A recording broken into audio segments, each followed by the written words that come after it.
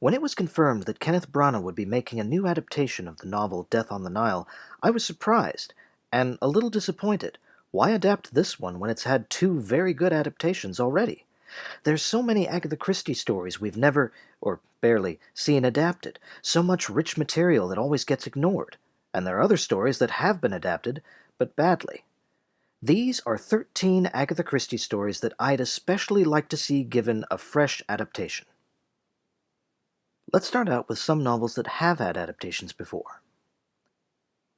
Number 1. The Murder of Roger Ackroyd. For reasons that I can't disclose, The Murder of Roger Ackroyd is understandably difficult to adapt, but not impossible. When the David Suchet TV version was made, the screenwriter came up with a way to translate the story. And the result was that it was painfully obvious, to me at least, who the murderer was. Given the importance of this story in the Agatha Christie oeuvre, it ought to have a film version that isn't spoiled by botched creative license. Of course, there are a number of other Suchet adaptations that I'm not satisfied with, but to keep this video concise, I'm going to skip the rest of those. Number 2. The Mirror Cracked from Side to Side. Apparently, this novel has had 7 adaptations, some of which I haven't seen. However, the ones I have seen are sadly underwhelming. Not even Angela Lansbury playing the part of Miss Marple could salvage the 1980 feature film. Next to Murder at the Vicarage, I think The Mirror Cracked is one of the best Marple novels, so I believe it deserves another chance. Maybe if they try it just one more time. Number 3. Ordeal by Innocence.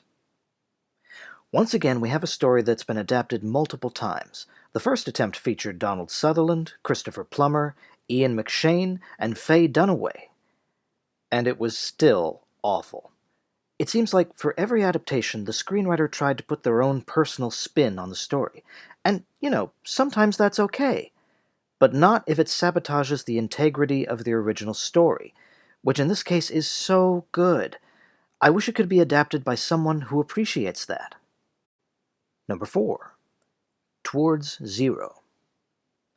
This story has had 4 adaptations, one of which we don't talk about, one of which was pretty much disavowed by the Agatha Christie estate for being a bit icky, one in French, and one with the addition of Miss Marple. My main complaint for the latter two is that there's a particular character who they got wrong. It's a pretty important character, fairly central to the story. Okay, fine, it's the murderer. I can't tell you who it is or how they got it wrong, but they got it wrong the same way each time, which bugs me. Number 5. The Secret of Chimneys. This is another novel that I love which has really not seen the light of day in terms of film or TV, because its one and only adaptation was an entry in the Miss Marple TV series starring Julia Mackenzie.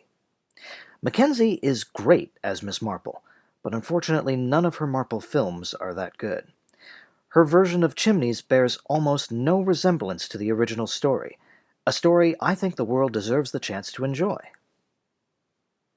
Now, next, instead of novels, I'd like to talk about some collections of short stories. Number 6. Miss Marple. Between Rutherford, Lansbury, Hayes, Hickson, McEwan, and Mackenzie, the Miss Marple novels have all been done to death, but the same can't be said of the 20 Marple short stories. A few of them have been made into films or sometimes anime, but the majority of them, including the very first Miss Marple story, remain untouched. David Suchet once did a Poirot movie, The Labors of Hercules, which combined elements of the remaining Poirot short stories that he hadn't yet adapted. The result was less than stellar, but maybe, just maybe, someone who knows what they're doing could give the Miss Marple stories the same treatment. Number 7. Parker Pyne. Are you happy? If not, consult Mr. Parker Pyne. Less of a private detective and more of a professional person helper, Parker Pyne still manages to solve his share of murder mysteries and other crimes.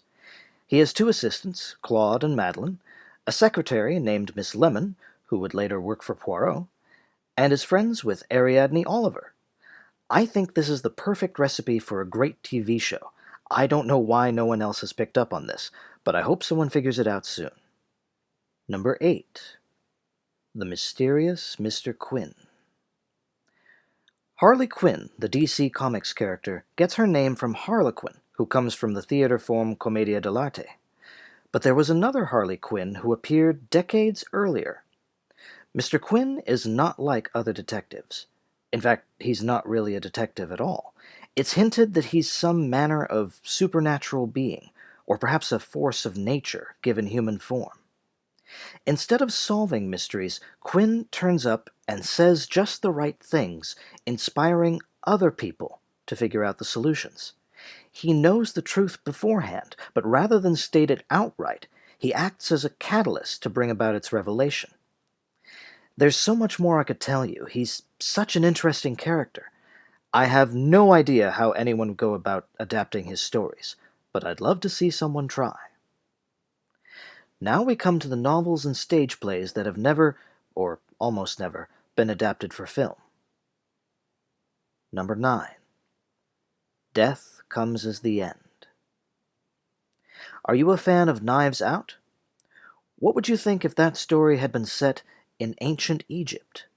That's right, this murder mystery takes place in the year 2000, not AD. You might be thinking, oh, that's such an obvious gimmick, but the story is gripping, and it's one of my favorites. They've been saying online that there's a TV adaptation in pre-production, but they've been saying that for at least 3 years now, so we'll see. Number 10. They Came to Baghdad. This was the first Agatha Christie novel I ever read. Okay, that's not true. It's the first one I read when I was old enough to appreciate it.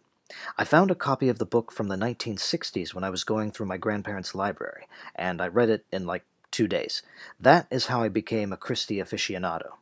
The book has had one adaptation as an episode in an anthology TV series back in 1952. It's not a whodunit in the conventional sense, but it's still a great mystery, and I hope it gets a chance at the big screen. Number 11. The Unexpected Guest. Finally, we get to Agatha Christie's stage plays, of which my favorite is The Unexpected Guest. If I ever get the chance to direct a full-length play of Christie's, I want it to be this one. It actually has had a number of adaptations over the years from Italy and India, but I'm still holding out for a really good one. If you get a chance to see it on stage, I recommend it. Number 12. The Mousetrap. As the longest-running play in history, you can imagine why certain people don't want a film adaptation of this one. In the UK, you can't even find the short story Three Blind Mice, on which this was based. Well, that and the radio play version. But as someone who's read the story and seen the play in London twice, I don't care, I really, really, really want to see it on screen! Now! Please? Number 13. Black Coffee. And coming full circle, we return to Poirot. When someone else first adapted a Poirot novel for the stage, Agatha Christie did not like how her detective character was handled at all. So she wrote her own Poirot stage play. And she still hated it. So from that point on, whenever she adapted a Poirot novel into a play, she removed Poirot. Now, David Suchet starred in adaptations of every novel and short story. More or less. But what they definitely didn't cover was Black Coffee. So someone needs to do that one because, I mean, think how much it would bug Poirot if you left a job just one step short of completion, right? Well, that's my list. What Agatha Christie story do you want to see adapted? Or readapted? There are no wrong answers. Catch you later.